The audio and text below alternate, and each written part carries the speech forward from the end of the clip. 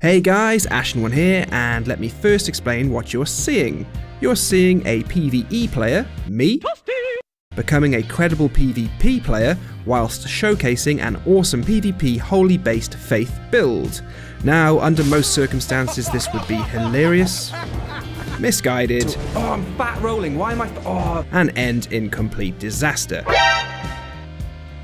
But it turns out I have friends in high places, and as ranked Elden Ring PvP pros, they have been good enough to share their wisdom with me, and let me share it with you, all packaged up as a great level 125 and level 150 wholly based faith PvP build. Let's start first with our hybrid melee and incantation build stats and gear. We have Vigor 60, Mind 24, Endurance 18, Strength 11, Dexterity 14, Intelligence 23, Faith 70, and Arcane 9. Our gear is as follows: 2 coded swords, Cipher Patter as the main hand switch, and the Erdtree Seal as the offhand switch. We have the Radiant Gold Mask, boosting our Golden Order incantations, and then any armour really that gives us good poise whilst letting us have at least a medium roll speed. The talismans are where you may start screaming at the screen thinking I've gone mad, but hear me out. First up, the Bull Goat's talisman is awesome as it's going to help us get our poise to at least 81, which is going to make trading blows and getting our fast attacks off a lot easier. Now, because I'm relying on incantations initially to help me get into PvP, we have the Phlox Canvas talisman boosting our incantation damage, and the Radagon icon which is shortening our spell casting time. And then I'm relying on, for now, somewhat boringly, an Erdtree's Favour +2 to boost our health, stamina and equip load without any penalty. We will certainly change these last 3 talismans later on, don't worry. As for the Wondrous Physic, we have the Holy Shrouded Crack tier to boost holy damage, and the Crimson Bubble tier which will restore our health from an otherwise fatal blow. Our incantations are Triple Rings of Light, this adds nice range to the build and can really stress out your opponents. Next is Wrath of Gold, this body explosion can be charged for higher AoE, does amazing damage and can be a great punisher if timed correctly. Then we have Golden Vow. Now this can be tricky to time in the Colosseum, but you should have time to get it off at the start and whenever you defeat a player and are waiting for them to respawn. This will increase yours and your team's attack and defense. Okay, so let's talk about movesets and strategies. The coded swords are great as they scale amazingly with our faith, and all we really want to be doing with them is using L1 for power stance attacks and jumping L1s. This makes these weapons easy to get used to. They are fast and you can cancel out of their animations to roll on the defensive. They are also great for roll catching via delayed attacks. Now, if the L1 power stancing is all we're using, then you're probably thinking this is going to become very predictable and boring, and our opponents will suss us out quickly.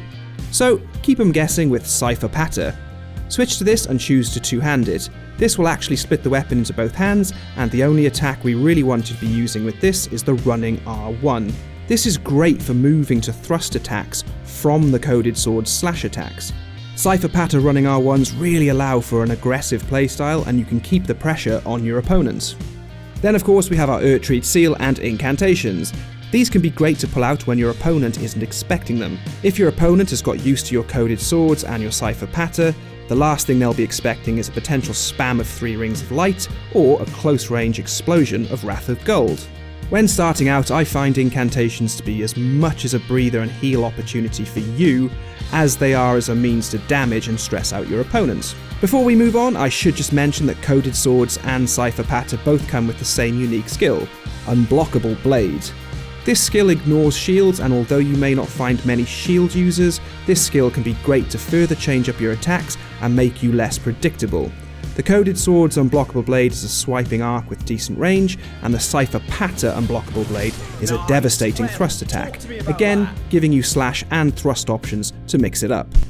Now, as mentioned, there is an awesome meta level version of this build at level 125, and it is simply melee only, and hard swapping your gear is a must when fighting at the pro level. Before we look at this build, I just need to thank the legends that have shared their knowledge with me during my PvP live streams. Talon Gates for the foundation of the build, Clem for adapting it, Charles for offloading a treasure trove of knowledge, some of which we are about to cover, and of course Bill, who has provided me with every tradable item in the game to help me test builds faster. You are legends, the lot of you. And if you want to join us and get involved, please like and subscribe and join and follow me on Discord, Twitch and TikTok. Links in the description. Okay, so for the melee only build at level 125, we are starting with the Prophet class and we have the following stat spread. Vigor 60, Mind 14, Endurance 24, Strength 11, Dexterity 11, Intelligence 7, Faith 67 and Arcane 10. Now we are going to change a lot of our gear with this one, but we can keep our Flask of Wondrous Physic as it is. The coded swords are still the main feature, and Cipher patter is still great, and thanks to that 1 point in dexterity, we can hard swap to the Noble Slender Sword, which allows us to add a shed load of Ashes of War to really mix things up. Our gear is the Haligtree Knight Helm, giving us +2 faith, and then again, any armour that really gives you the highest poise for at least a medium roll. In the talisman slot, the Bull Goat's Talisman gets us the poise we need again, and now we can switch up the rest. The Godskin Swaddling Cloth here is restoring health on successive hits, nice for our power stancing of the coded swords. Now Charles has offloaded some great information to me about this talisman. You may notice every now and again in PvP, hitting your opponent shows the animation and the sound effect, but in fact you didn't quite catch them. These are called ghost hits. And what's great about the Godskin Swaddling Cloth is that it will heal you for ghost hits. So if your opponent does manage to escape by rolling through your attacks, there is a chance this talisman will still heal you.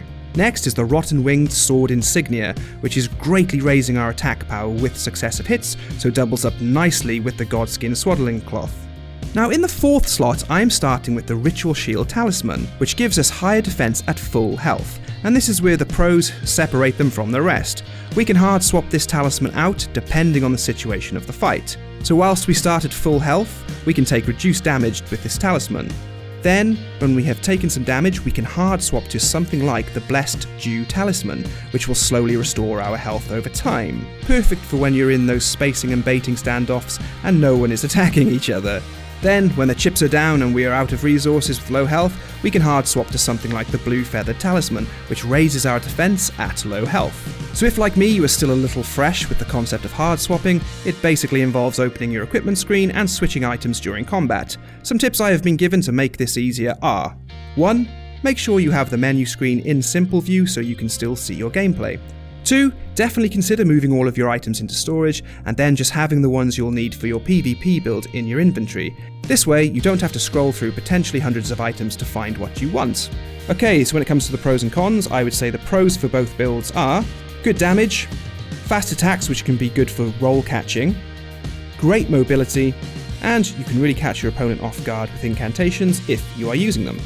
The cons are low range if you're only using melee. The damage is all holy based, so an opponent with high holy resistance will have an advantage, and depending on your loadout, the build can lack variety and become a little predictable if you let it. Phew, so there you have it guys. Let me know in the comments what builds you are using in PvP, and if you want I can create a video on it with the necessary credit to you of course. Also, are you playing the build featured in this video, and if so, what do you do to get the most out of it? All the best guys, and I'll see you in the next one. Cheers!